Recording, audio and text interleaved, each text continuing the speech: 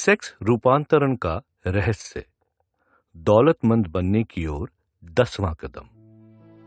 रूपांतरण शब्द का आसान भाषा में अर्थ है किसी तत्व या ऊर्जा के प्रकार को दूसरे रूप में बदलना या परिवर्तित करना। सेक्स का भाव एक मानसिक अवस्था लेकर आता है। इस विषय में अज्ञान के कारण यह मानसिक अवस्था आमतौर पर शारीरिक रूप से संबंध की जाती है। अधिकांश लोगों को सेक्स का ज्ञान सही तरीके से हासिल नहीं होता, इसलिए इसके केवल भौतिक स्वरूप ने उनके मन को पूर्वाग्रह से ग्रस्त कर रखा है। सेक्स के भाव के पीछे 3 रचनात्मक संभावनाएं हैं। 1. मानव जाति का स्थायीकरण। 2. स्वास्थ्य का संरक्षण। आरोग्यकारी माध्यम के रूप में इसकी कोई तुलना नहीं है। 3. रूपांतरण के द्वारा औसत दर्जे के व्यक्ति से जीनियस में परिवर्तन। सेक्स का रूपांतरण आसान है और इसे आसानी से समझाया जा सकता है।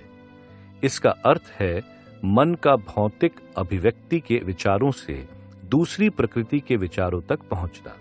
सेक्स की चाहत सभी मानवीय चाहतों में सबसे शक्तिशाली चाहत है। इस चाहत के द्वारा संचालित होने पर इंसान प्रखर कल्पनाशीलता, साहस, इच्छा शक्ति, लगन और रचनात्मक योग्यता विकसित कर लेता है, जो अन्य किसी भी समय में उसके नजदीक तक नहीं फटकती। सेक्सुअल संपर्क की इच्छा इतनी शक्तिशाली होती है कि इसकी संतुष्टि के लिए लोग जीवन और प्रतिष्ठा गंवाने का जोखिम तक उठा लेते हैं। यदि इससे निष्कर्ष निकाला जाए और इसे अन्य दिशाओं में मोड़कर देखा जाए, तो यह प्रेरक शक्ति अपने सभी तत्वों जैसे प्रखर कल्पनाशीलता, साहस इत्यादि को बनाए रखती है। इन सशक्त रचनात्मक शक्तियों का प्रयोग साहित्य, कला या किसी भी अन्य व्यवसाय में किया जा सकता है। यहां तक कि इसके माध्यम से आप अमीर भी बन सकते हैं। सेक्स ऊर्जा के रूपांतरण के लिए निश्चित रूप से इच्छा शक्ति के प्रयोग की आवश्यकता होती है, परंतु यह पुरस्कार इतना मूल्यवान है कि इसके लिए प्रयास करना ही चाहिए। सेक्सुअल अभिव्यक्ति की चाहत जन्मजात और प्राकृतिक है। यह चाहत नष्ट नहीं की जा सकती और इसे दबाया नहीं जाना चाहिए, बल्कि इसे अभिव्यक्ति के उन रूपों में मोड़ा जाना चाहिए जिनसे इंसान के शरीर, मन और आत्मा समृद्ध होते हैं।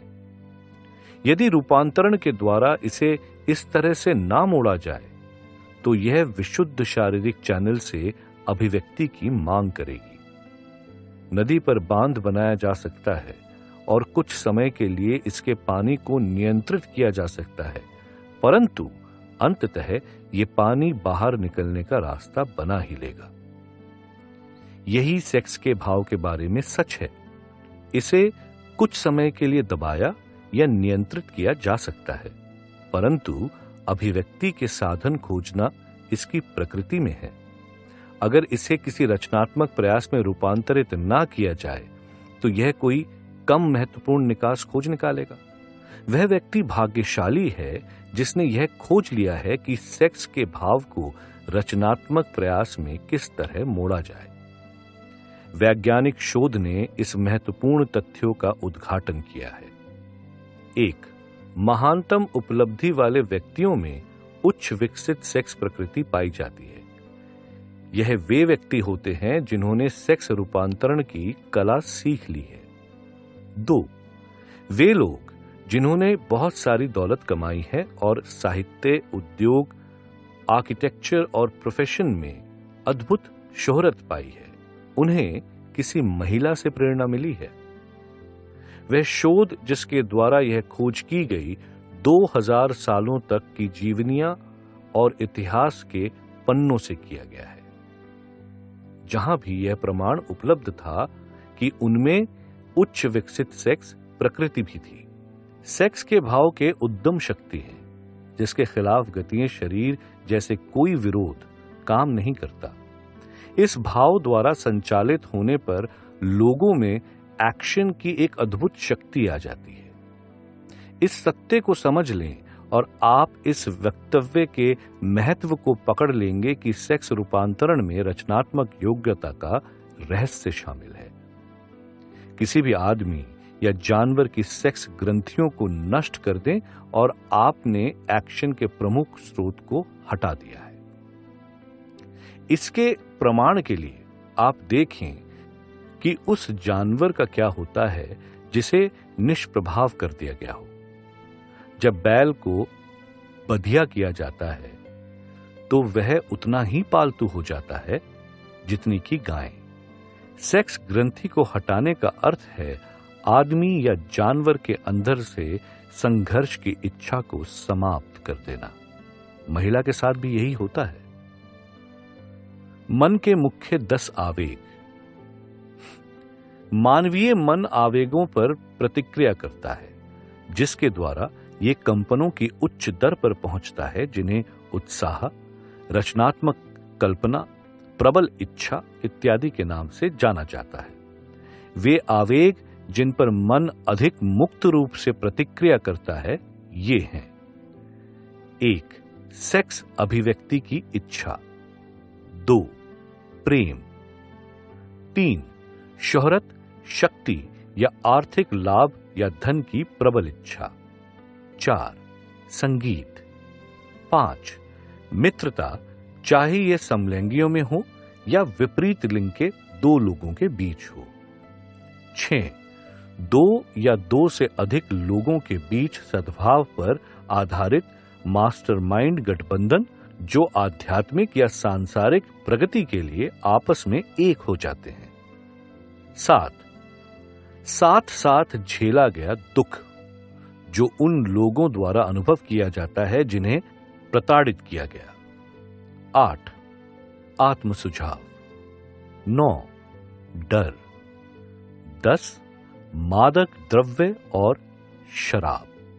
सेक्स अभिव्यक्ति की इच्छा आवेगों की सूची में शीर्ष पर आता है, जो सबसे प्रभावी ढंग से मन को ऊंचा उठा देते हैं और शारीरिक एक्शन के पहियों को चालू कर देते हैं। इन आवेगों में से 8 प्राकृतिक और रचनात्मक हैं, 2 विध्वंसक हैं। यहां पर सूची इस उद्देश्य से दी गई है ताकि आपका मन प्रेरणा के प्रमुख स्रोतों का तुलनात्मक अध्ययन करने में समर्थ हो। इस अध्ययन से आप ये देख सकेंगे कि सेक्स का भाव बहुत बड़े अंतर से सबसे गहन और सशक्त मन आवेग है। किसी ज्ञानदंभी ने कहा है कि प्रतिभाशाली व्यक्ति वो है जिसके लंबे बाल हैं, जो अजीब भोजन करता है, अकेला रहता है और लोगों के मजाक का निशाना बनता है।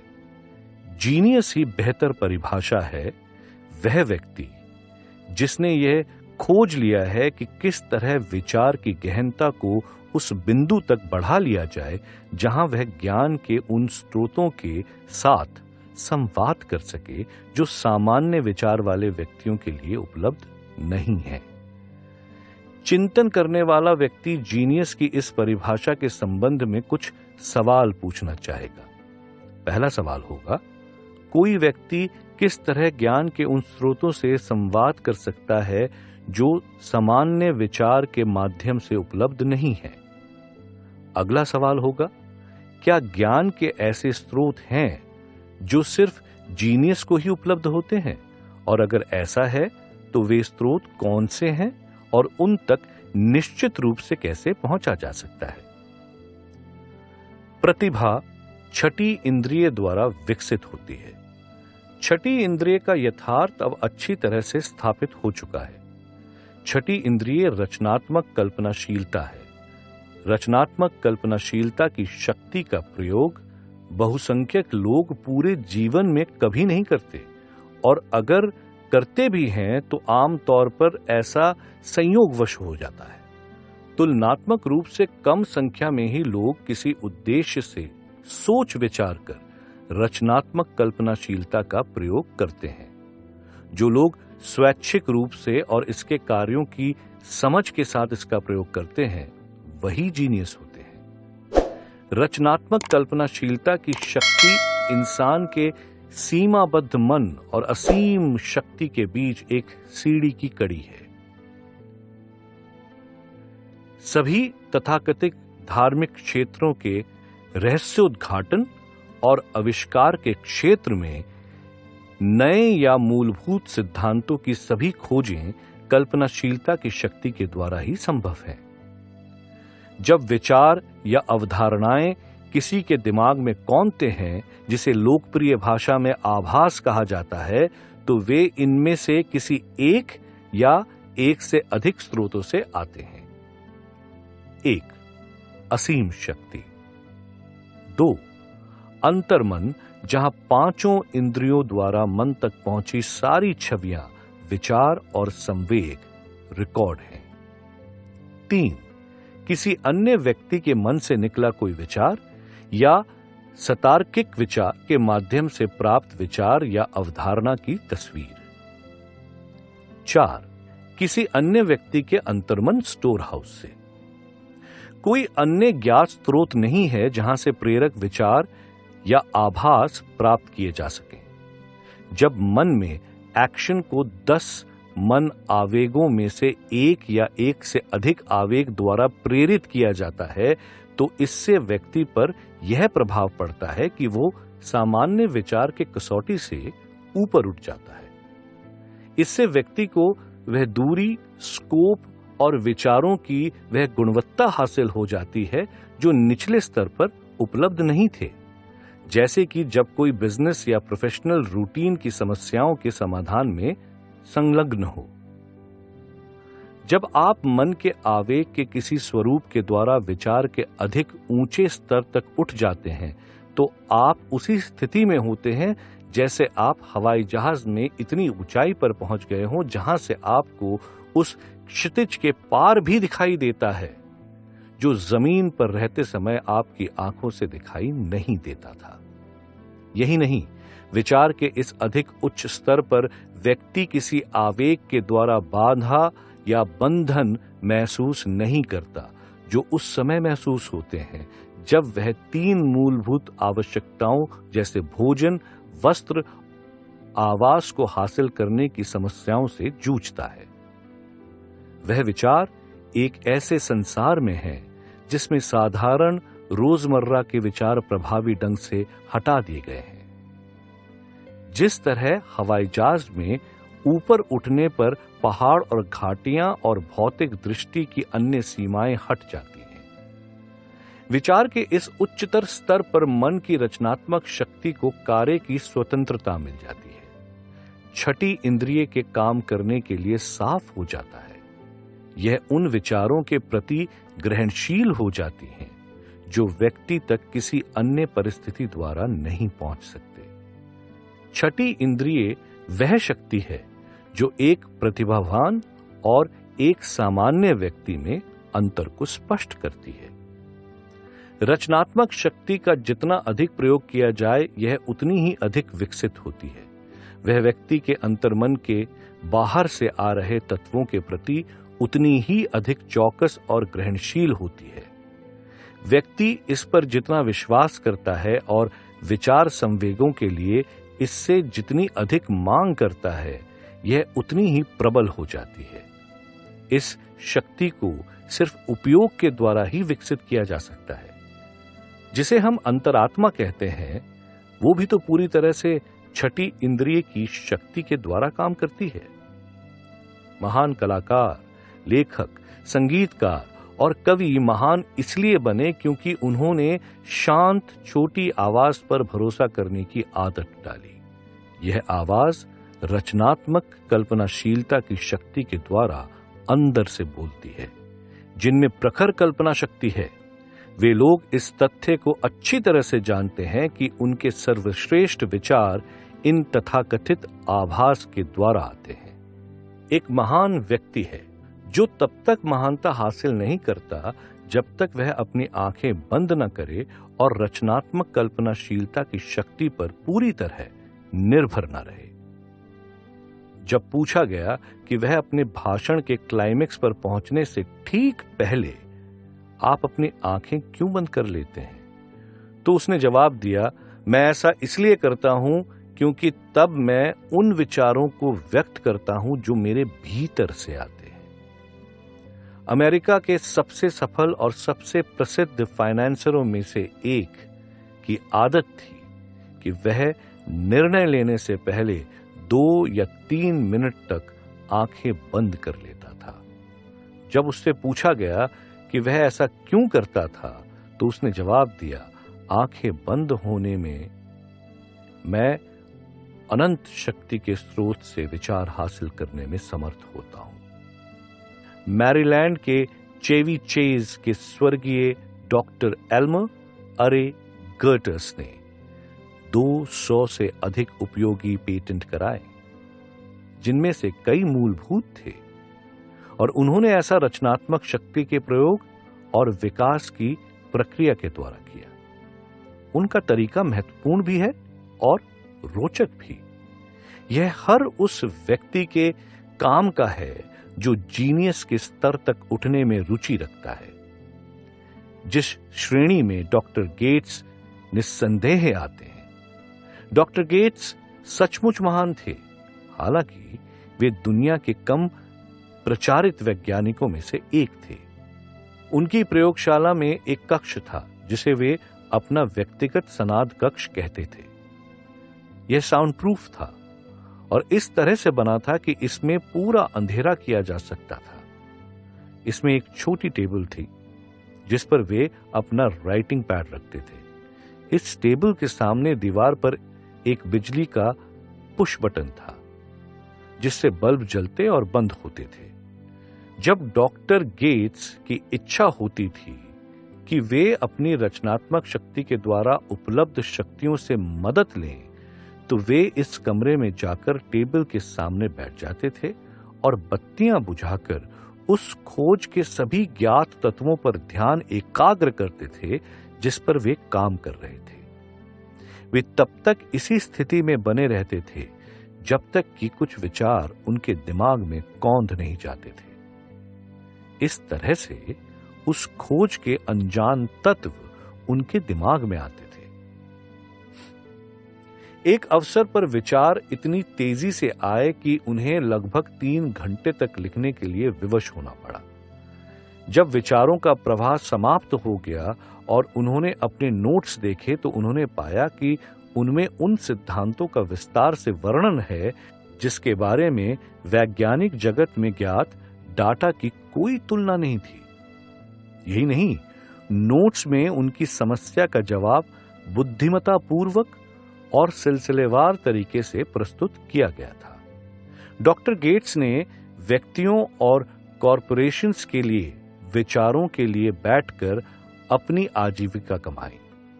अमेरिका के कुछ सबसे बड़े कॉरपोरेशंस उन्हें प्रति घंटे के हिसाब से भारी फीस दिया करते थे ताकि वे विचारों के लिए बैठे।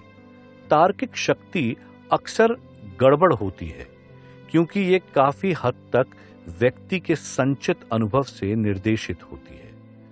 अनुभव के द्वारा ज्ञात सारा ज्ञान सही नहीं होता।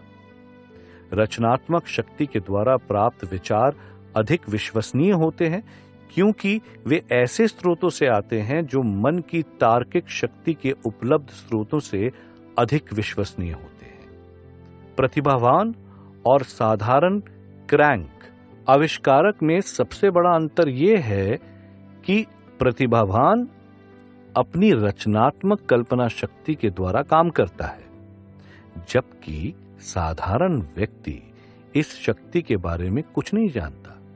वैज्ञानिक आविष्कारक संश्लिष्ट और रचनात्मक दोनों तरह के ही कल्पना शक्तियों का प्रयोग कर सकता है।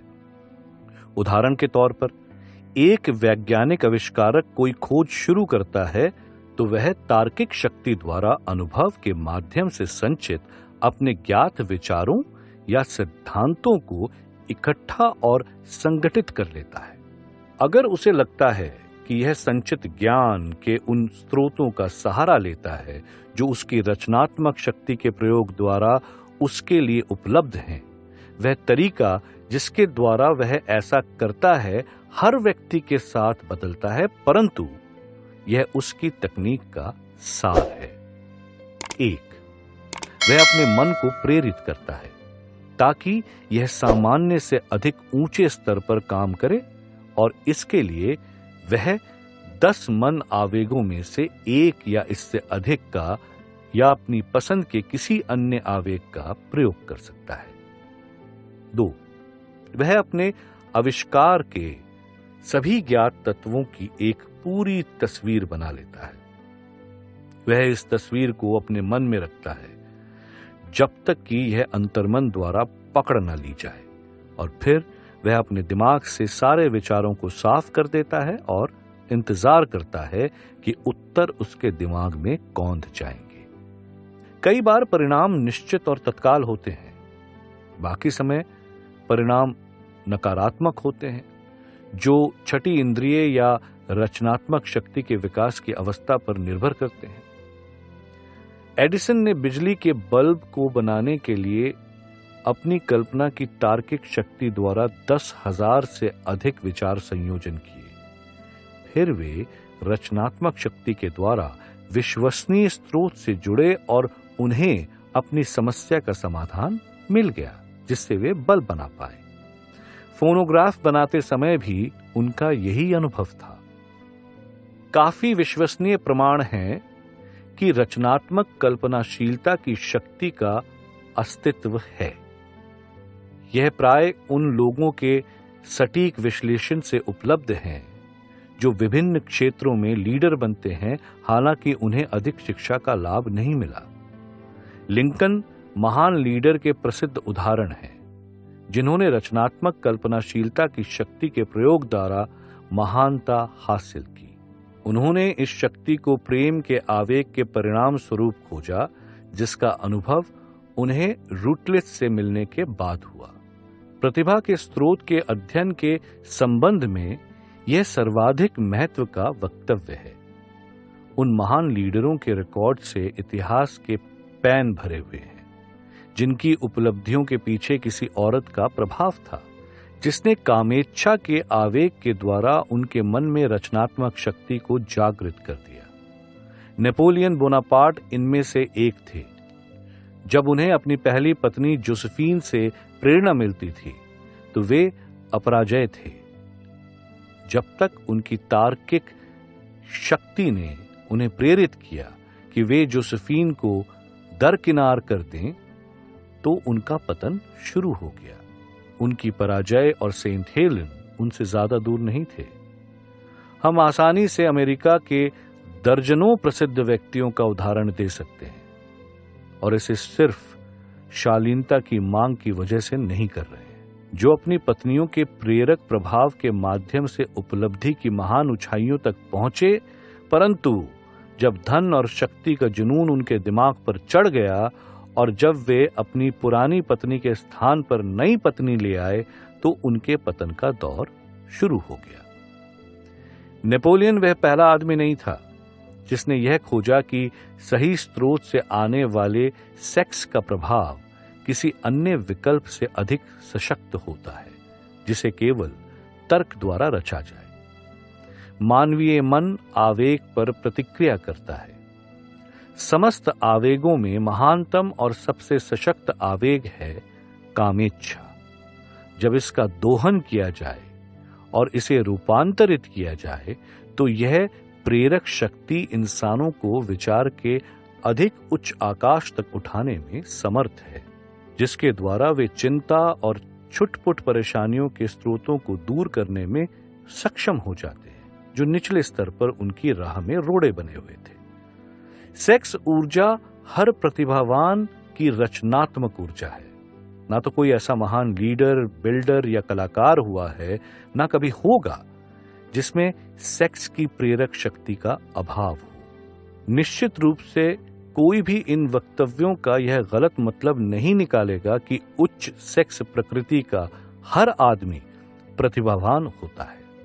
इंसान प्रतिभा के स्तर को तभी हासिल कर पाता है जब वह कल्पना की रचनात्मक शक्ति के द्वारा अपने मन को प्रेरित करता है और उपलब्ध शक्तियों का सहारा लेता है। वे आवेग जो प्रेरणा देते हैं, उनमें सबसे प्रमुख है सेक्स ऊर्जा। इस ऊर्जा की सिर्फ उपस्थिति ही प्रतिभावान होने के लिए काफी नहीं है। इस ऊर्जा को शारीरिक संपर्क की इच्छा से रूपांतरित करके इच्छा और एक्शन की किसी अन्य रूप में बदलना होता है, और तभी यह व्यक्ति के प्रतिभा के स्तर को उठा सकती है। प्रबल कामेच्छा के कारण प्रतिभावान बनने के बजाय अधिकांश लोग अपने आप को नीचे गिरा लेते हैं, और इस महान शक्ति के गलत प्रयोग और इसकी गलत समझ के कारण स्वयं को जानवरों के स्तर पर ले जाते हैं। 40 वर्ष से पहले लोग क्यों कम सफल होते हैं? मैंने 25,000 से अधिक लोगों के विश्लेषण से यह खोजा है कि जो लोग बेहद सफल होते हैं वे 40 साल की उम्र में शायद ही कभी ऐसा कर पाते हैं, और अक्सर वे तब तक अपनी सही गति में नहीं आते जब तक कि वे 50 से अधिक की उम्र के ना हो जाएं। यह तथ्य तब आश्चर्यचकित करने वाला था कि मैं इसके कारणों का अधिक सावधानी से अध्ययन करने के लिए प्रेरित हुआ। इस अध्ययन से यह तथ्य उजागर हुआ कि वह सबसे बड़ा कारण जिसकी वजह से अधिकांश लोग 40 से 50 साल की उम्र से पहले इतने सफल नहीं हो पाते, दरअसल यह प्रवृत्ति है कि वे सेक्स के भाव की शारीरिक अभिव्यक्ति में अधिक संलग्न रहते हैं।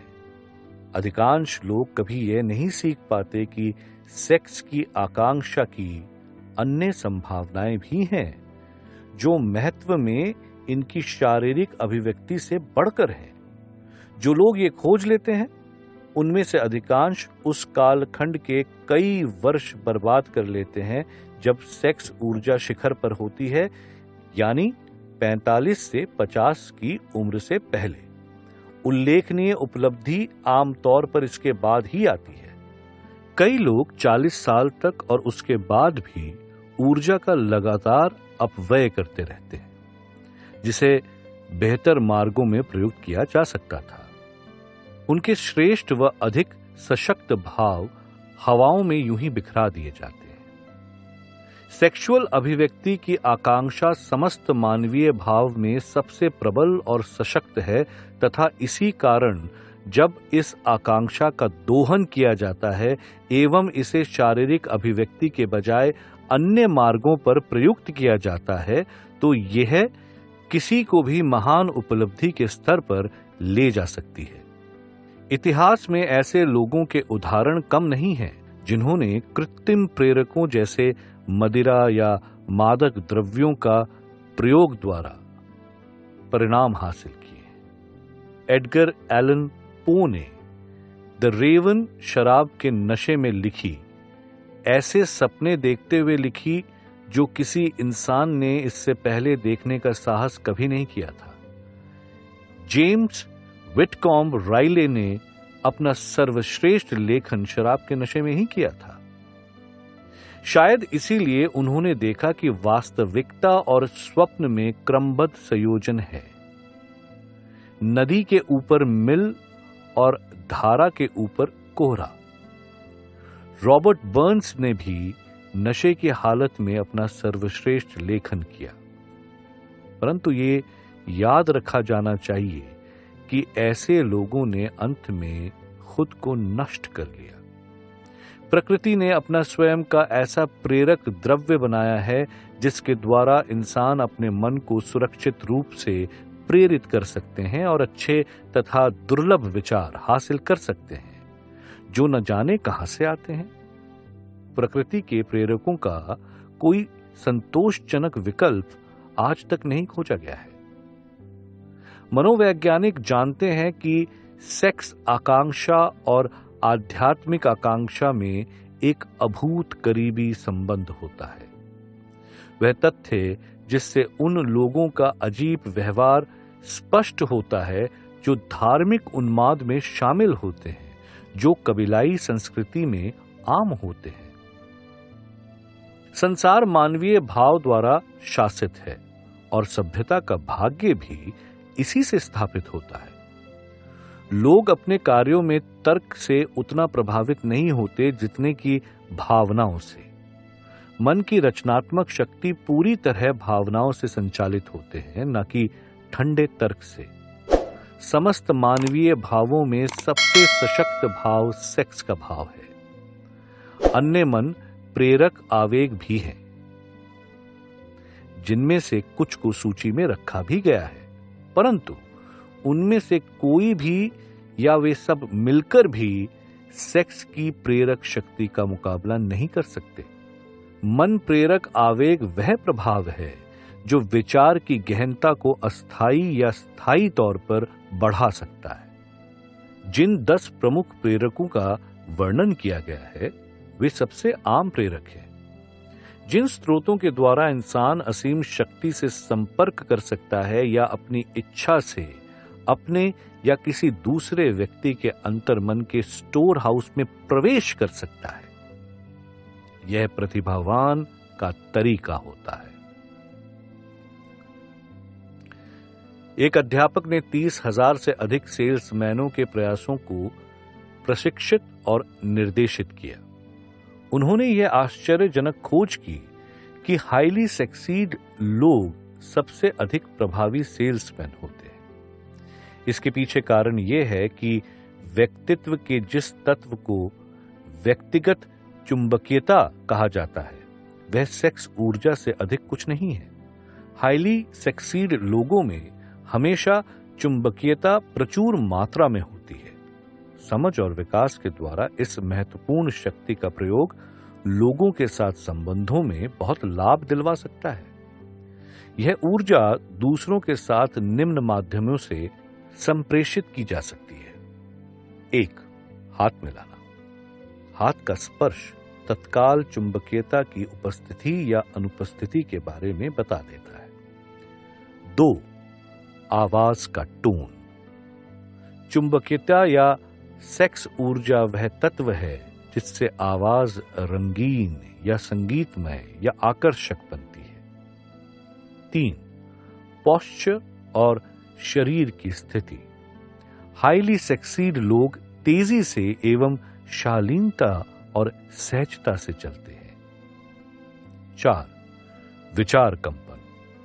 हाईली सक्सीड लोग सेक्स के भाव को अपने विचारों में मिश्रित कर लेते हैं या ऐसा अपनी इच्छा अनुसार कर सकते हैं और इस तरह से वे अपने चारों तरफ के लोगों को प्रभावित कर सकते हैं। 5. शरीर की सजावट। जो लोग हाईली सक्सीड होते हैं वे अपनी व्यक्तिगत छवि के बारे में आमतौर पर बहुत सजग रहते हैं। वे आमतौर पर उस स्टाइल के कपड़े चुनते हैं जिनसे उनका व्यक्तित्व, शरीर और रंग आकर्षक बने। सेल्समैनों को काम पर रखते समय अधिक सक्षम सेल्स मैनेजर सबसे पहले जिस गुण को देखता है वह है व्यक्तिगत चुंबकीयता, जो सेल्समैन की पहली आवश्यकता है। जिन लोगों में सेक्स ऊर्जा कम होती है वे कभी उत्साहित नहीं हो पाएंगे या दूसरों को उत्साहित नहीं कर पाएंगे, और उत्साह सेल्समैनशिप की सबसे महत्वपूर्ण शर्तों में से एक है, चाहे व्यक्ति कुछ भी बेच रहा हो। जिस सार्वजनिक वक्त वकील या सेल्समैन में सेक्स ऊर्जा कम होती है वह दूसरों को प्रभावित करने में फ्लॉप हो जाता है। इसे इस तथ्य के साथ जोड़ दें कि अधिकांश लोगों को उनकी भावनाओं को प्रभावित करके ही प्रभावित किया जा सकता है, और आप समझ जाएंगे कि सेल्समैन की योग्यता के हिस्से के रूप में सेक्स ऊर्जा का महत्व कितना अधिक है। मास्टर सेल्समैन सेलिंग में महारत इसीलिए हासिल कर लेते हैं क्योंकि वे जाने अनजाने सेक्स ऊर्जा को सेल्स उत्साह में रूपांतरित कर लेते हैं। इस वक्तव्य में सेक्स रूपांतरण के वास्तविक अर्थ का बहुत ही प्रैक्टिकल सुझाव पाया जा सकता है। जो सेल्समैन यह जानता है कि किस तरह अपने दिमाग को सेक्स के विषय से दूर हटाया जाए और इसे सेल्स प्रयास में लगाया जाए और इस कार्य को उतने ही उत्साह और संकल्प से किया जाए जितना कि वह इसके मौलिक लक्ष्य में लगता है, उस सेल्समैन ने सेक्स रूपांतरण की कला हासिल कर ली है, भले ही वह इस बात को जानता हो या ना जानता हो।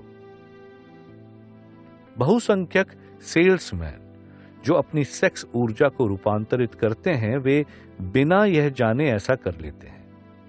उसे यह पता ही नहीं होता कि वे क्या कर रहे हैं और कैसे कर रहे हैं। सेक्स ऊर्जा के रूपांतरण के लिए अधिक इच्छा शक्ति की जरूरत होती है और आम आदमी इस उद्देश्य के लिए इतनी इच्छा शक्ति जुटाने की परवाह नहीं करता। जिन लोगों को इस रूपांतरण के लिए पर्याप्त इच्छा शक्ति जुटाना कठिन लगता है वे इस योग्यता को धीरे धीरे हासिल कर सकते हैं। इसमें हालांकि इच्छा शक्ति की आवश्यकता होती है, परंतु इसके पुरस्कार प्रयासों से भी अधिक मिलते हैं। सेक्स एक ऐसा विषय है जिसके बारे में अधिकांश लोग अक्षमय रूप से अज्ञानी है। सेक्स की आकांक्षा को बुरी तरह से गलत समझा गया है, दोषी ठहराया गया है और इसका मखौल उड़ाया गया है। ऐसा अज्ञानी लोगों ने भी किया है और बुरी मानसिकता वाले लोगों ने भी किया है। जिन पुरुषों और स्त्रियों को हाईली सेक्सुअल प्रकृति का वरदान मिला है, हां, इसे वरदान ही कहेंगे। उन्हें आमतौर पर ऐसे व्यक्तियों के रूप में जाना जाता है जिन पर नजर रखी जानी चाहिए। उन्हें वरदान मिलने के बजाय आमतौर पर ऐसा माना जाता है कि उन्हें अभिशाप मिला हो। प्रबुद्धता के इस युग में भी करोड़ों लोग इस ही भावना के शिकार हैं, क्योंकि उनका ये गलत विश्वास है कि हाईली सेक्सी नेचर एक अभिशाप है। सेक्स ऊर्जा के गुणों के बारे में इन बातों से यह नहीं समझ लेना चाहिए कि उन्मुक्त सेक्स की वकालत की जा रही है। सेक्स की भावना तभी एक सद्गुण है जब इसका बुद्धिमानी और सावधानी से प्रयोग किया जाए। इसका दुरुपयोग किया जा सकता है और अक्सर किया भी जाता है, उस हद तक कि शरीर और मन दोनों को समृद्ध बनाने की बजाय इन्हें नीचे गिराती है। लेखक को यह महत्वपूर्ण लगा जब उसने पाया कि हर महान लीडर की उपलब्धियों के पीछे किसी महिला की प्रेरणा थी।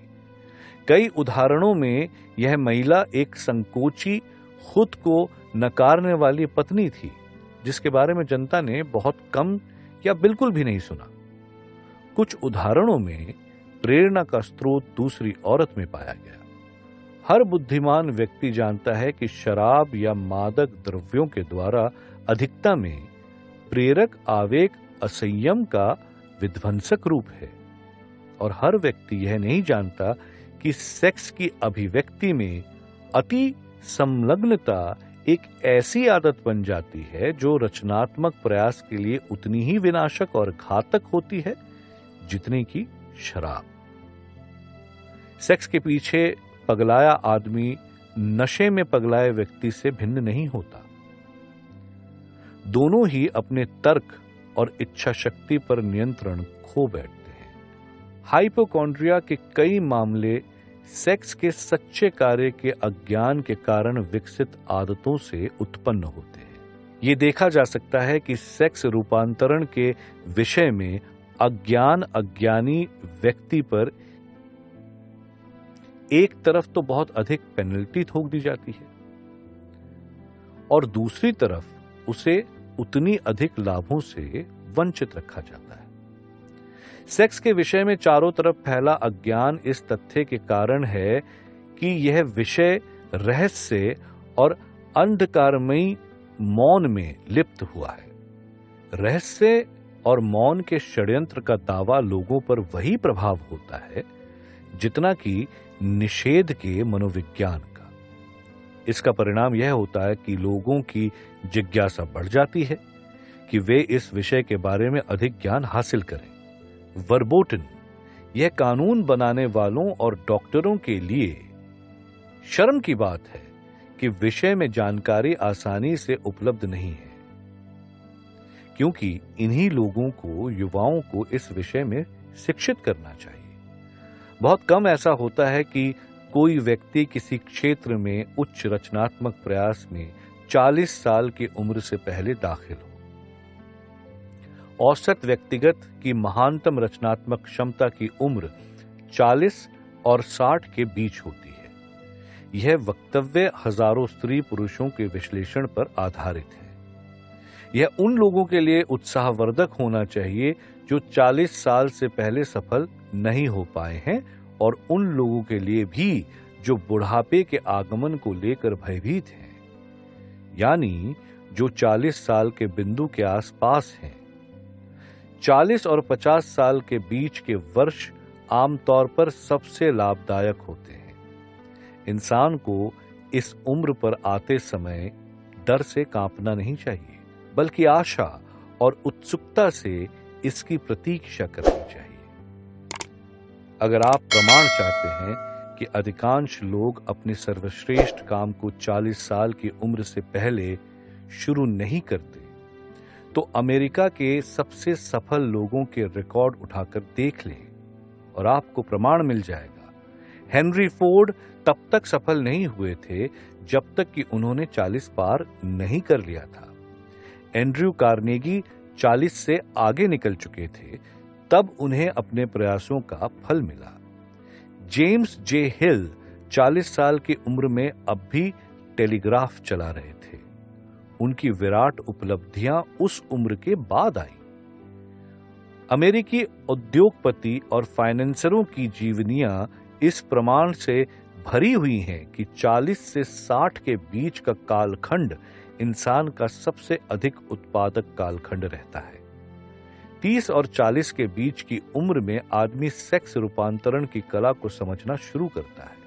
वह खोज आमतौर पर संयोगवश होती है, और आमतौर पर जो आदमी इसे खोजता है वह इसके बारे में पूरी तरह से अनजान होता है। उसे दिख सकता है कि उसकी उपलब्धि की शक्तियां 35 से 40 साल के आसपास बढ़ती है, परंतु 30 और 40 के बीच की उम्र में व्यक्ति में प्रेम और सेक्स के भाव में संयोजन शुरू कर देती है, ताकि वह इस महान शक्तियों से मदद हासिल कर सके तथा इन्हें इकट्ठे कर्म के लिए प्रेरणा के रूप में उपयोग में ला सके। अकेला सेक्स ही एक्शन के लिए एक शक्तिशाली आकांक्षा है, परंतु इसकी शक्तियां किसी तूफान की तरह होती हैं। अक्सर उन्हें नियंत्रित नहीं किया जा सकता। जब प्रेम का भाव सेक्स के भाव के साथ जुड़ जाता है तो परिणाम होता है उद्देश्य की शांति, संतुलन और निर्णय की सटीकता। 40 की उम्र तक पहुंच चुका कौन व्यक्ति इतना दुर्भाग्यशाली होगा कि वह इन वक्तव्यों का विश्लेषण करने में असमर्थ हो और अपने खुद के अनुभव से इसका समर्थन न करे। प्रेम, रोमांस और सेक्स, ये सभी भाव इंसान को महान उपलब्धि की ऊंचाइयों तक ले जाने में समर्थ है। प्रेम वह भाव है जो सेफ्टी वॉल्व का कार्य करता है और संतुलन और रचनात्मक प्रयास सुनिश्चित करता है। जब ये तीनों भाव मिल जाते हैं तो व्यक्ति प्रतिभा की ऊंचाइयों को छू लेता है। भाव मन की अवस्थाएं हैं। प्रकृति ने इंसान को मन की एक केमिस्ट्री प्रदान की है जो उसी तरह से काम करती है जिस तरह की पदार्थ की केमिस्ट्री के सिद्धांत। यह एक सुपरिचित तथ्य है कि पदार्थ की केमिस्ट्री की मदद से कोई केमिस्ट कुछ तत्वों को मिलाकर जहर बना ले, जिनमें से एक भी तत्व सही मात्रा में नुकसानदायक ना हो। भावनाएं भी इसी तरह से मिलकर जहर बनती हैं। सेक्स और ईर्ष्या जब आपस में मिलते हैं तो इंसान एक पागल जानवर बन सकता है। मन की केमिस्ट्री के द्वारा मानवीय मन में एक या अधिक विनाशकारी भाव की उपस्थिति एक ऐसा जहर उत्पन्न कर देती है जिससे इंसान के न्याय का भाव नष्ट हो सकता है। प्रतिभा की राह में सेक्स, प्रेम और रोमांस का विकास, नियंत्रण तथा प्रयोग शामिल है। संक्षेप में यह प्रक्रिया इस तरह बताई जा सकती है। इन भावनाओं की उपस्थिति को अपने मन में प्रबल विचारों के रूप में प्रोत्साहित करें और बाकी सभी विनाशकारी भाव को हतोत्साहित करें। मन आदत का गुलाम होता है। यह उन प्रबल विचारों के अनुरूप कार्य करता है जो इसे दिए जाते हैं। इच्छा शक्ति के द्वारा इंसान किसी भाव की उपस्थिति को हतोत्साहित कर सकता है और किसी अन्य भाव की उपस्थिति को प्रोत्साहित कर सकता है। इच्छा शक्ति के द्वारा मन का नियंत्रण कठिन नहीं है। नियंत्रण, लगन और आदत से आता है। नियंत्रण का रहस्य रूपांतरण की प्रक्रिया को समझने में निहित है। जब कोई नकारात्मक भाव किसी के दिमाग में आता है तो यह सकारात्मक या रचनात्मक भाव में रूपांतरित किया जा सकता है, और इसका आसान तरीका है अपने विचारों को बदल लेना। स्वैच्छिक आत्म प्रयास के अलावा प्रतिभा की मंजिल तक पहुंचने के लिए कोई अन्य राह नहीं है। कोई इंसान केवल सेक्स ऊर्जा की प्रेरक शक्ति के द्वारा आर्थिक या व्यावसायिक उपलब्धि की महान ऊंचाइयों को हासिल कर सकता है, परंतु इतिहास ऐसे प्रमाणों से भरा पड़ा है कि वह अपने साथ चरित्र के ऐसे गुण भी रखता है जिससे या तो वह अपनी दौलत को बनाए नहीं रख पाता या फिर उसका उपभोग नहीं कर पाता। इस बात का विश्लेषण किया जाना चाहिए और इस पर चिंतन मनन किया जाना चाहिए, क्योंकि यह एक ऐसी सच्चाई है जिसका ज्ञान आदमियों और औरतों के लिए सहायक हो सकता है। इसका अज्ञान हजारों लोगों को दुखी बना सकता है, चाहे वे कितने भी अमीर हों। प्रेम की यादें कभी खत्म नहीं होती। प्रेरणा के स्रोत के चले जाने के काफी समय बाद भी वे बनी रहती हैं, प्रभावित करती हैं और राह दिखाती हैं। इसमें कुछ भी नया नहीं है। हर इंसान जिसने सच्चा प्रेम किया हो यह बात जानता है कि यह मानवीय हृदय पर स्थायी चिन्ह छोड़ देता है। प्रेम का प्रभाव स्थायी है क्योंकि प्रेम की प्रकृति आध्यात्मिक है। जिसे प्रेम उपलब्धि की महान ऊंचाइयों तक पहुंचने के लिए प्रेरित न कर सके वह व्यक्ति दुर्भाग्यशाली है। हालांकि वह जीवंत प्रतीत होता है, परंतु सच तो यही है कि वह मुर्दा है। अपने कल को याद कीजिए और अपने मन को बीते हुए प्रेम की सुंदर स्मृतियों से नहलाइए। यह वर्तमान चिंताओं के तनाव के प्रभाव को मंद कर देगा। यह आपको जीवन की अप्रिय वास्तविकताओं से मुक्ति का स्रोत प्रदान करेगा और हो सकता है, कौन जाने, फैंटेसी के संसार में इस अस्थायी विचरण के दौरान आपका मन आपको ऐसे विचार या योजनाएं प्रदान कर दे जो आपके जीवन का पूरा आर्थिक या आध्यात्मिक स्टेटस बदल दे। अगर आपको विश्वास है कि आप दुर्भाग्यशाली हैं क्योंकि आपने प्रेम किया है और आपका प्रेम खो गया है, तो इस विचार को दूर भगाएं। जिसने सच्चा प्रेम किया हो वह कभी पूरी तरह से उसे गंवा नहीं सकता। प्रेम थोड़ा सनकी और तुनक मिजाज होता है। यह अपनी इच्छा से आता है और बिना चेतावनी दिए चला भी जाता है। जब तक यह मौजूद है तब तक इसे स्वीकार करें और इसका आनंद लें, परंतु इसके जाने के बाद इसके बारे में चिंता करके समय बर्बाद ना करें। आपकी चिंता करने से यह वापस नहीं आ जाएगा। इस विचार को भी दिल से निकाल दें कि प्रेम सिर्फ एक ही बार आता है। प्रेम अनंत बार आ सकता है और जा भी सकता है, परंतु कोई भी दो प्रेम अनुभव एक से नहीं होते। वे एक जैसे तरीके से आपको प्रभावित नहीं कर सकते। ऐसा हो सकता है और ऐसा होता भी है कि एक प्रेम अनुभव दिल पर बाकी से अधिक गहरे निशान छोड़ जाए। हालांकि सभी प्रेम अनुभव लाभदायक हैं, परंतु उस व्यक्ति के लिए नहीं जो प्रेम के जाने के बाद नफरत या बिछोह की आग में जलने लगे। प्रेम के मामले में निराशा नहीं होनी चाहिए और होगी भी नहीं अगर लोग प्रेम और सेक्स की भावनाओं के बीच के अंतर को समझ लें। महत्वपूर्ण अंतर यह होता है कि प्रेम आध्यात्मिक है जबकि सेक्स जीव वैज्ञानिक है। कोई भी अनुभव को मानवीय हृदय को आध्यात्मिक शक्ति से स्पर्श करता है नुकसानदायक नहीं हो सकता, सिवाय इसके कि वह अज्ञान या ईर्ष्या से ग्रस्त हो। इसमें कोई संदेह नहीं कि प्रेम जीवन का महानतम अनुभव है। यह व्यक्ति को असीम शक्ति के संपर्क में लाता है जब वह रोमांस और सेक्स के भाव से मिश्रित हो जाता है, तो यह व्यक्ति को रचनात्मक प्रयास की सीढ़ी पर बहुत ऊपर ले जा सकता है। प्रेम, सेक्स और रोमांस के भाव उपलब्धि निर्माता प्रतिभा के शाश्वत त्रिकोण के पहलू हैं। प्रेम के भाव में कई पहलू, कई शेड और रंग होते हैं, परंतु प्रेम के सभी प्रकारों में सबसे गहन और धधकता हुआ प्रकार वो है जिसमें प्रेम और सेक्स की भावनाएं आपस में मिल जाती हैं। जिन विवाहों में प्रेम के भाव के साथ सेक्स का उचित संतुलन नहीं है, वे सुखी विवाह नहीं कहे जा सकते और शायद ही कभी ये लंबे चलते हों। प्रेम अकेला विवाह से सुख नहीं ले सकता, न ही सेक्स अकेला यह काम कर सकता है, पर यह दोनों सुंदर भाव आपस में मिल जाते हैं तो विवाह एक ऐसी मानसिक अवस्था उत्पन्न कर सकता है जो इस धरती पर महसूस की जा सकने वाली आध्यात्मिक अवस्था के निकट होती है।